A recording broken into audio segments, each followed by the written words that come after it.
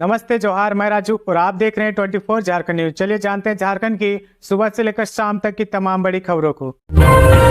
Matric व inter में खराब रिजल्ट वाले स्कूलों पर होगी कार्रवाई, प्रक्रिया शुरू। मैट्रिक और इंटरमीडिएट साइंस परीक्षा में खराब रिजल्ट देने वाले स्कूलों पर भी कार्रवाई की जाएगी। इसके लिए स्कूली शिक्षा और साक्षरता विभाग के सचिव के रवि कुमार ने माध्यमिक शिक्षा निर्देशक सुनील कुमार को रिपोर्ट तैयार करने का निर्देश दिया गया है। माध्यमिक शिक्षा निर्देशक ने झारखंड एकेडमिक काउंसिल से जिलावार खराब प्रदर्शन करने वाले स्कूलों की रिपोर्ट तलब की है। इन स्कूलों के प्रधानाध्यापकों के साथ साथ उन विषयों जिसमें छात्र छात्रा पास नहीं कर सके हैं उनके शिक्षकों पर कार्रवाई की जा सकेगी। कई जिलों का ओवरऑल रिजल्ट अच्छा रहा है, लेकिन कई स्कूलों में रिजल्ट 60% या उससे भी नीचे गया है। ऐसे स्कूलों को चिन्हित किया जा रहा है। साथ ही उन स्कूलों का विषयवार रिजल्ट भी देखा जा रहा है। जो छात्र असफल हुए हैं वह किन विषयों में असफल रहे हैं। अगले सप्ताह इंटरमीडिएट आर्ट्स और कॉमर्स का रिजल्ट भी आ सकता है। राजीव अरुण एक्का प्रकरण की जांच करने वाले आयोग के अध्यक्ष को हर महीने मिलेंगे 3 लाख रुपए। झारखंड के गृह सचिव और मुख्यमंत्री के प्रधान सचिव रहे आईएएस अधिकारी राजीव अरुण एक्का प्रकरण की जांच के लिए राज्य सरकार द्वारा गठित आयोग के अध्यक्ष को 3 लाख रुपए प्रतिमाह भुगतान किया जाएगा। झारखंड सरकार के कार्मिक विभाग ने इससे संबंधित अधिसूचना जारी कर दी है। श्री एक्का पर लगाए गए आरोपों की जांच के लिए राज्य सरकार ने झारखंड उच्च न्यायालय के सेवानिवृत्त मुख्य न्यायाधीश विनोद कुमार गुप्ता की अध्यक्षता में आयोग का गठन किया था। आयोग के अध्यक्ष को न्यायालय के मुख्य न्यायाधीश के समकक्ष यात्रा भत्ता और अन्य सुविधाएं दी जाएगी। राष्ट्रपति द्रौपदी मुर्मू बोली, मैं उड़ीसा की हूं लेकिन खून झारखंड का है। राष्ट्रपति द्रौपदी मुर्मू झारखंड में मिले सम्मान और प्यार से इतनी अभिभूत हुई कि उन्होंने इस राज्य के साथ अपना नाता भी बता दिया है। उन्होंने गुरुवार को खूंटी में कहा कि मैं उड़ीसा की हूं लेकिन मेरा खून झारखंड का है। मेरी दादी जोबा मांझी के ससुराल के गाँव की रहने वाली थी। झारखंड के इस दौरे में राष्ट्रपति की वाणी, व्यवहार और स्मृति में झारखंड के साथ उनके आत्मीय संबंध साफ दिखाई पड़े। खूंटी में जनजातीय समुदाय की महिलाओं और बालिकाओं से खुलकर मिलने के बाद उन्होंने यह कहने में तनिक भी गुरेज नहीं किया कि इन महिलाओं में उन्हें अपनी झलक दिखाई पड़ती है। उनकी यही साफगोई, सरलता और निश्चलता उनके व्यक्तित्व और पद की गरिमा को असीम ऊंचाई प्रदान करता है। धन कुबेर इंजीनियर वीरेंद्र राम पर ईडी के बाद अब एसीबी का शिकंजा। ग्रामीण कार्य विकास विभाग के निलंबित चीफ इंजीनियर वीरेंद्र राम पर अब एसीबी में भी आय से अधिक संपत्ति अर्जित करने का मामला चलेगा। नवंबर 2020 में एसीबी के दर्ज केस के आधार पर वीरेंद्र राम पर मुकदमा चलाने की अनुमति एसीबी ने विभाग से मांगी थी, लेकिन लंबे समय से अनुमति नहीं मिल पाने के कारण जाँच शुरू नहीं हो पा रही थी। विभागीय आदेश के बाद एसीबी ने अब कोर्ट को जानकारी देते हुए मामले की जांच शुरू कर दी है। फरवरी में ईडी ने वीरेंद्र राम के ठिकानों पर छापेमारी की थी। इसके बाद उसे गिरफ्तार कर लिया गया था। तब से वह बिरसा मुंडा केंद्रीय कारा में बंद है। ईडी ने 19 अप्रैल को वीरेंद्र राम की 39.28 लाख रुपए की संपत्ति जब्त की है। आगे बढ़ने से पहले अगर अभी तक आपने इस चैनल को सब्सक्राइब नहीं किया तो प्लीज सब्सक्राइब कर ले, जिससे आपको झारखंड की हर छोटी से बड़ी खबर की अपडेट आप तक पहुँचता रहे। लातेहार में नक्सलियों का तांडव, एक पोकलेन समेत 4 ट्रैक्टर को जलाया। झारखंड के लातेहार में नक्सलियों का तांडव दिखा। नक्सलियों ने लातेहार में निर्माण कार्य में लगी कंस्ट्रक्शन कंपनी के 4 वाहन को आग लगा दी है। घटना में एक पोकलेन मशीन और 4 ट्रैक्टर जलकर राख हो गए। कहा जा रहा है कि लेवी नहीं मिलने की वजह से नक्सलियों ने वाहनों पर गुस्सा निकाला है। मामला लातेहार जिले के महुआ टांड का है। झारखंड सरकार ने 80 उत्कृष्ट विद्यालयों के नाम बदले, अब सीएम स्कूल ऑफ एक्सीलेंस के नाम से जाने जाएंगे।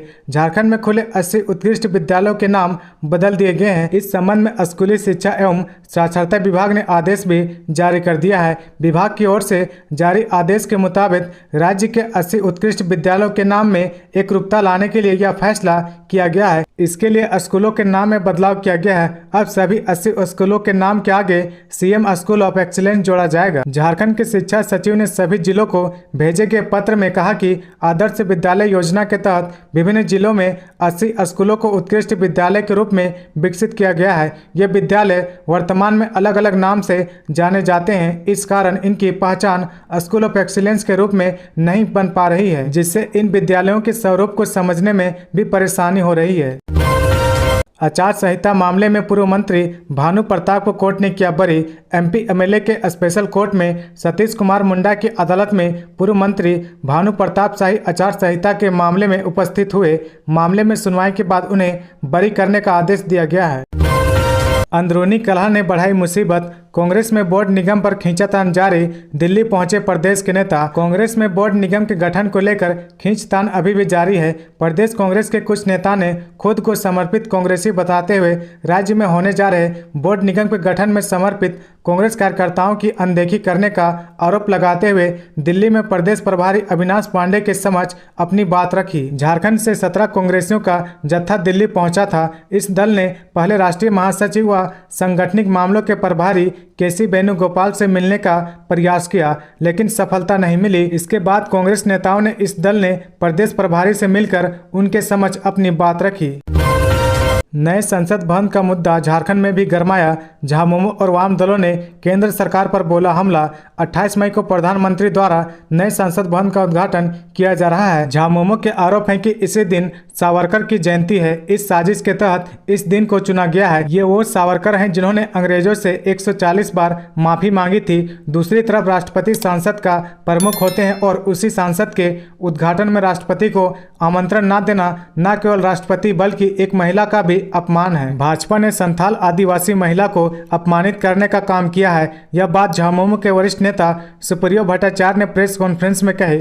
श्री भट्टाचार्य ने कहा कि राष्ट्रपति द्रौपदी मुर्मू पिछले 2 दिनों से झारखंड में हैं, लोगों से मिल रही है। ये दर्शाता है कि इस राज्य के प्रति उनका अपनापन रहा। झारखंड राज्य का गठन 23 वर्ष पूर्व हुआ था, तब भी राष्ट्रपति द्वारा जारी अध्यादेश से ही राज्य का गठन हो सका था, पर आज उसी राष्ट्रपति पद को भाजपा की सरकार दरकिनार कर रही है। केंद्रीय मंत्री अर्जुन मुंडा ने बताया महिला और जनजातीय समुदाय के विकास के लिए सरकार की क्या है योजना। केंद्रीय जनजातीय कार्य मंत्री अर्जुन मुंडा ने कहा कि महिला सम्मेलन के माध्यम से देश में उद्यमिता विकास का नया अध्याय जुड़ रहा है। सरकार की मंशा महिलाओं को सशक्त करना है। बेटी पढ़ाओ बेटी बचाओ के मूल मंत्र के साथ काम किया जा रहा है। महिलाओं को रोजगार मुखी कार्यक्रम को जोड़ने के लिए भारत सरकार सभी राज्य सरकारों के साथ मिलकर काम कर रही है। दूरस्थ क्षेत्रों में जनजातीय व सामान्य वर्गों की माताओं व बहनों को अर्थव्यवस्था से जोड़कर उनकी उन्नति का मार्ग प्रशस्त करने का प्रयास किया जा रहा है। भगवान बिरसा मुंडा की धरती से महिलाओं को साथ जोड़ने के लिए शुरू किया गया है। अभियान पूरे देश में आंदोलन का रूप लेगा। श्री मुंडा ने कहा कि भगवान बिरसा मुंडा के आंदोलन के कारण ही अंग्रेजों को झारखंड के लोगों की मौलिक बातों को ध्यान में रखकर कानून बनाने के लिए बाध्य होना पड़ा है। झारखंड जूनियर इंजीनियर के 1556 पदों पर नियुक्ति के लिए आवेदन की तारीख में संशोधन। जेएसएससी द्वारा जारी संचालित झारखंड जूनियर इंजीनियरिंग के 1556 पदों पर निकली वैकेंसी पर ऑनलाइन आवेदन की तिथि में बदलाव किया गया है। अब अभ्यर्थी ये आवेदन 7 जून से भर सकेंगे। आवेदन जमा करने की अंतिम तिथि 6 जुलाई रखा गया है। परीक्षा शुल्क का भुगतान 8 जुलाई की मध्य रात्रि तक होगा। वहीं फोटो व हस्ताक्षर अपलोड 10 जुलाई की मध्य रात्रि तक कर सकेंगे। वहीं जमा आवेदन में किसी भी प्रकार की त्रुटि का संशोधन 12 से 14 जुलाई की मध्य रात्रि तक कर सकेंगे। मिली जानकारी के अनुसार इसमें बैकलॉग के 11 और नियमित नियुक्ति के मोटर व्हीकल इंस्पेक्टर के 44 पद भी शामिल है। गौरतलब है कि इससे पहले ऑनलाइन आवेदन की तारीख 25 मई से शुरू होनी थी। ये परीक्षा एक चरण में संचालित होनी है। परीक्षा कंप्यूटर आधारित होगी। सभी प्रश्न वस्तुनिष्ठ व बहुवैकल्पिक होंगे। एक प्रश्न 3 अंक का होगा। प्रत्येक सही उत्तर के लिए 3 अंक मिलेंगे, जबकि प्रत्येक गलत उत्तर के लिए 1 अंक काट लिया जाएगा। गिरिडीह में हार्ट अटैक से एएसआई की मौत, पुलिस पदाधिकारियों में शौक की लहर। गिरिडीह जिले में हार्ट अटैक आने के बाद इलाज के क्रम में एक एएसआई की मौत हो गई। मृतक एएसआई वर्ष 2016-17 में गिरिडीह में पोस्टेड थे और जिले के गांवा थाना इलाके के ही रहने वाले थे। मृतक एएसआई दरोगी सिंह फिलहाल देवघर में पोस्टेड थे और ट्रेनिंग कर रहे थे। बताया जा रहा है कि शुक्रवार की सुबह ड्यूटी के दौरान ही अचानक दरोगी सिंह की तबीयत बिगड़ गई, जिसके बाद उन्हें इलाज के लिए सदर अस्पताल देवघर लाया गया, जहां इलाज के क्रम में उनकी मौत हो गई। पीएलएफआई उग्रवादी दिनेश गोप पर कसेगा एटीएस का शिकंजा, अभी एनआई कर रही पूछताछ। टेरर फंडिंग से जुड़े मामले में पीएलएफआई सुप्रीमो दिनेश गोप की गिरफ्तारी के बाद उसकी मुश्किलें और बढ़ने वाली है। एनआईए ने टेरर फंडिंग के आरोप में दिनेश गोप के खिलाफ दर्ज केस को 19 जनवरी 2018 को टेक ओवर किया था। फरार दिनेश गोप को एनआईए ने 5 साल 4 महीने बाद दबोचने में सफल रहा। उधर आतंकवाद निरोधक दस्ता भी दिनेश गोप के खिलाफ प्राथमिकी दर्ज की है। एटीएस भी दिनेश गोप को अपने कब्जे में लेकर पूछताछ करने की तैयारी में है। 14.84 करोड़ से धनबाद में बनेगा होटल रत्न बिहार का नया भवन। धनबाद शहर के प्राइम लोकेशन में 14.84 करोड़ की लागत से पर्यटन विभाग होटल रत्न बिहार का निर्माण कराएगा। पर्यटन विभाग के प्रस्ताव को राज्य सरकार ने मंजूरी दे दी है। उपायुक्त संदीप सिंह ने गुरुवार को ट्वीट कर यह जानकारी साझा की है। झारखंड सरकार द्वारा संचालित आकांक्षा प्रवेश परीक्षा का रिजल्ट जारी। झारखंड सरकार द्वारा संचालित आकांक्षा प्रवेश का रिजल्ट जेक ने जारी कर दिया है। परीक्षा में शामिल अभ्यर्थी अपना रिजल्ट जेक की आधिकारिक वेबसाइट पर देख सकते हैं। www.jscresult.com पर देख सकते हैं। मेरिट लिस्ट में चयनित विद्यार्थियों की सूची शिक्षा विभाग के पास जल्द भेज दी जाएगी। आकांक्षा प्रवेश परीक्षा इस वर्ष को 2 अप्रैल को आयोजित हुई थी। इंजीनियरिंग, मेडिकल और क्लेट की तैयारी के लिए झारखंड सरकार आकांक्षा के तहत हर साल प्रवेश परीक्षा आयोजित कराती है। इसमें चयनित छात्र छात्राओं की तैयारी समेत रहने खाने पीने का खर्चा नहीं लगता है। सभी खर्च सरकार खुद वहन करती है। इस साल प्रवेश के लिए आवेदन करने की तारीख 18 फरवरी से 28 फरवरी तक थी। परीक्षा में लगभग 35,000 विद्यार्थी शामिल हुए थे। झारखंड में बदला मौसम का मिजाज। रांची में आंधी के साथ हुई बारिश। हिनू में कार पर पेड़ गिरने से लोग परेशान। झारखंड की राजधानी रांची में आंधी के साथ बारिश हुई। तेज हवाओं की वजह से हिनू के पास एक विशाल पेड़ उखड़कर सड़क पर जा रही एक कार पर गिर गया। इससे आवागमन बाधित हो गया। सड़क से पेड़ को हटाने के लिए नगर निगम को सूचना दे दी गई है। दिन में करीब 1:15 बजे के आसपास आसमान में काले बादल घिर आए। तेज हवाएं चलने लगी। थोड़ी ही देर में बूंदाबूंदी शुरू हो गई। लोगों को गर्मी से राहत तो मिली, लेकिन सड़क पर पेड़ गिरने की वजह से हिनू इलाके से होकर आने जाने वाले लोगों को परेशानियों का सामना करना पड़ा। ट्रैफिक व्यवस्था गड़बड़ा गई है।